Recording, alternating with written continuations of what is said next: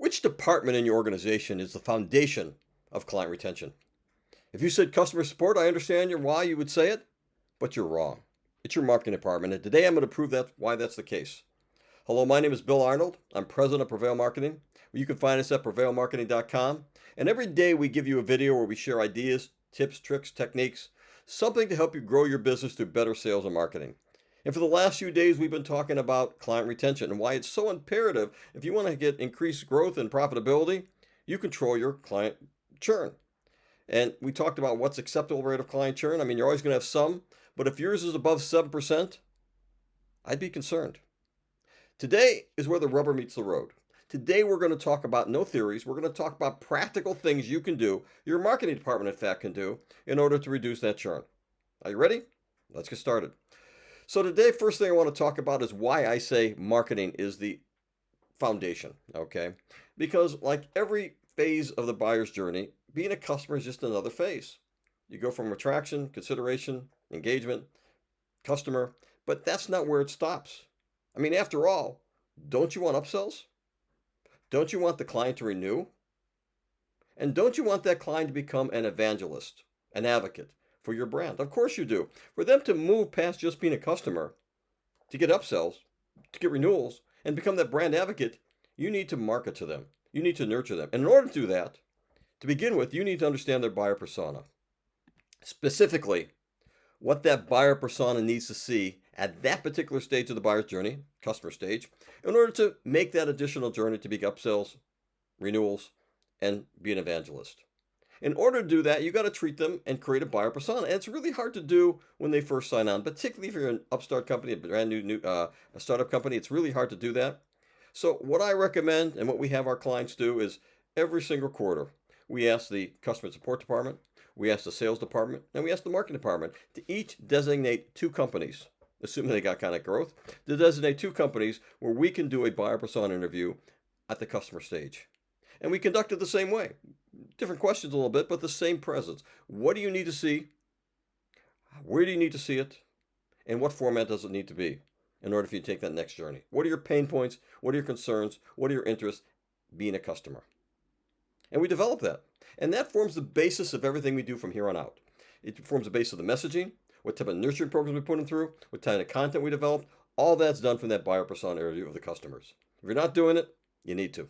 So I can tell you right now, even if you haven't done it, there's certain types of content that you're going to want to create regardless. I'm going to use for the case of this argument a SaaS company because it seems to fit in better. Some of the stuff manufacturing works, but there's a little different nuances you have to work with that. So we're going to talk about SaaS right now just because it's easier conversation to have, okay? So if you have a SaaS product, you have product updates. 4 to 6 weeks, 8 weeks, whatever your sequence is, you're going to have regular updates more likely. And the problem I've seen with too many SaaS companies is they create these updates and they release them to the wild, and the last people to know are the customers. And it usually creates havoc because sometimes there's UX UI changes. Sometimes the changes in the product themselves require them to change their workflows. And you know how to get a client really mad really quickly? Is to change all that and not tell them. So, the marketing department, you have to be the best friends of product development team. You have to know what they're doing, why they're doing it, and get them to explain to you what that is. Share screen captures, share videos of them doing it, so you can prepare that information not only for the customer, but also for the sales department so they know how to sell it, and customer support department so they know how to handle it. You have to create all that content, okay? So that's number one. And by the way, if you're going to create content for the customers, they have to have it in their hands no later than 2 weeks before the site goes live, before the product goes live. Anything shorter than that is going to create havoc. Even then, it might create problems, but at least they got time to work through the workflows and make some adjustments if they need to. Okay, so make sure it's at least 2 weeks. Speaking of product updates, let's talk about the roadmap. Again, you probably have a roadmap, you know, with the next year. Every quarter is going to have these releases. If you don't, you need to. But unfortunately, a lot of times, these can have a tremendous impact on whether or not the customer stays. If they know you're going to have a change in 2 quarters, maybe they're willing to stick around where they might not be if they think you're not going to have these updates. So again, marketing, become friends with product development, learn what the product roadmap is, Get permission to release what you can because some stuff may be confidential, but release the roadmap. Make sure you communicate what's going to happen down the road, what the benefits are going to be. Because this is going to be essential to keeping some people who might be looking at another product that your competitor has and saying, well, I wish I had that. Well, wait 3 months, wait 2 months, and you'll have it. So make sure you look at that, make sure you communicate that. And if there are things that they want, feedback they have, we're going to talk about that tomorrow. Make sure you communicate it back to the product development team. Tips and tricks. So one of the things you have to do to nurture clients is give them strategies on how to use your product better, ideas how to improve it. So every month, develop a piece of content that talks about the tips and tricks. You're going to do this in conjunction with the webinar we're going to talk about a little bit later, but it's going to be tips and tricks, ideas they can use. You're going to distribute this content by email. It's going to be on your website. It's going to be in your blog. You're going to make sure they get to know it, okay? So you're going to do that every single month, though. And also just general nurture campaigns. You forget that maybe the people who are using your product weren't the people who bought it. Maybe they don't understand the value proposition. Maybe they don't understand why they picked you. Maybe the people who picked you have kind of forgot why they fell in love with you. So make sure every time you have a new ebook, every time you have a new piece of infographic, a new piece of content, all this stuff, you share them just as if they were at the bottom of the funnel. You want to continue nurturing them so they can remember why they fell in love with you in the first place, okay? Second thing I want to do is talk about creating experiences. And there's lots of ways to do this, but the first one is digital experience, a contextualized digital interface. Oh, that's a big word. What is a contextualized digital interface? Sounds pretty cool, doesn't it? It means lots of things. So let's say you have a instruction manual or instruction guide that's on the website. Rather than just giving them the generic, if they're an important enough customer, co-brand it. Put their information in there. Put their details in there. So when they read it, they read about themselves. Have a personalized URL for their company. So when they go there, they type in their name as part of their URL and they get to see your website, or maybe it's going to be the portal they work off of. Make sure the portal is branded. Make sure the app is branded, co-branded with them. All these things came to connect them back to you. They feel themselves aligned with you. You made the extra effort to connect with them. These things can make a difference as far as retention. The other thing you can do is create webinars. I talk about webinars. What kind of webinars? Obviously, product update webinars, tips and tricks webinars. When you do that, if there's been a client who actually has been the idea behind or developed the concept of why to use that trick, invite them. Let them participate. Let them share that information. They're going to be more sticky, and everyone's going to appreciate it more because it came from one of their peers. Okay? Let's move on here. So let's think what else here.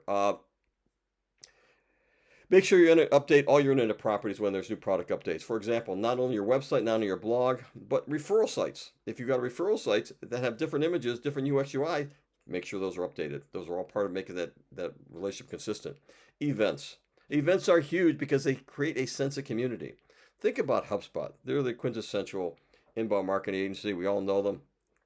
They have their annual inbound event where they got like 20, 30,000 people making a pilgrimage to Boston to sit at the throne and listen to what's new with HubSpot, listen to some seminars. But I'm going to give you the deep, dark secret. They could learn all that sitting at their desk at home.